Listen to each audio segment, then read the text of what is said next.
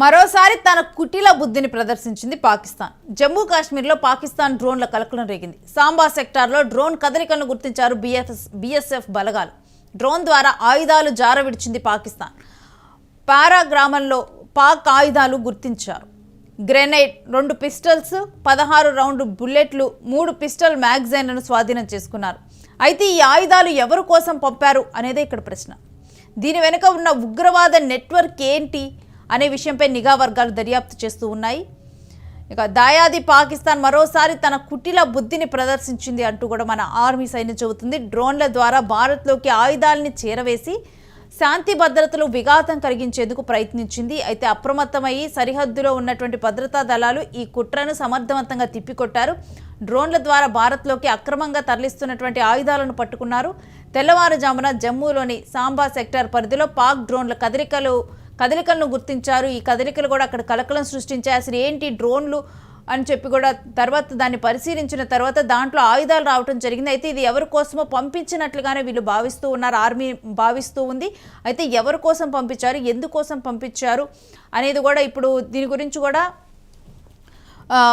Investigation కొనసాగుతూ ఉంది పూర్తి స్థాయిలో కూడా. ఇక అంతర్జాతీయ సరిహద్దు వెంబడి అనుమానాస్పద శబ్దం రావడంతో బీఎస్ఎఫ్ బలగాలు వెంటనే కూడా అక్కడికి వెళ్ళటం జరిగింది.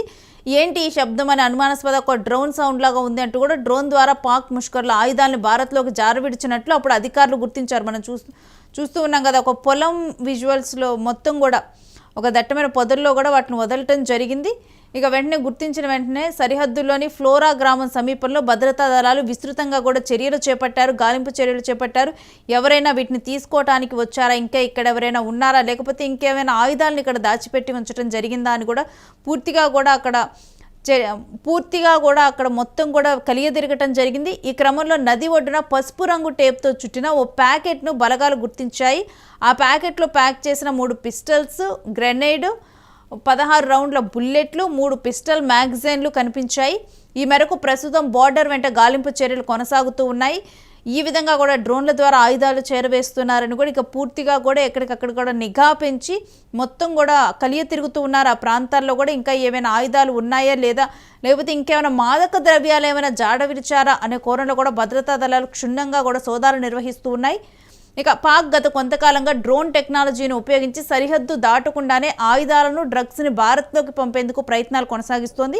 ఇక తాజాగా దొరికిన ఆయుధాలు ఎవరి కోసం పంపారు, దీని వెనుక ఏమైనా ఉగ్రవాద నెట్వర్క్ ఉందా అనే విషయాలపై నిఘా వర్గాలు దర్యాప్తు చేస్తూ ఉన్నాయి.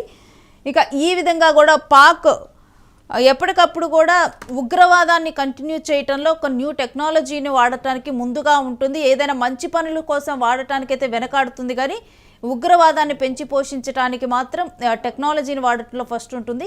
ఇక డ్రోన్ల ద్వారా కూడా పిస్టల్స్, పాక్ బోర్డర్ నుంచే పిస్టల్స్ ఇవన్నీ కూడా రావటం జరిగింది. ఇది ఎవరైనా ఉగ్రమూకల కోసం పంపించారా, ఎవరైనా ఉగ్రమూకలు ఇక్కడ ఉన్నారా, ఇంకా ఏమైనా పంపించారా, మాదక ద్రవ్యాలు ఏమైనా పంపిస్తున్నారా ఏంటి అనే కోణంలో కూడా ఇప్పుడు పూర్తిగా కూడా నిఘా పెంచి డ్రోన్ల విషయంలో కూడా నిఘా పెంచి అక్కడ మొత్తం కూడా కలియ తిరుగుతూ ఆ ప్రాంతంలో కూడా పహారా కాస్తూ ఉన్నారు.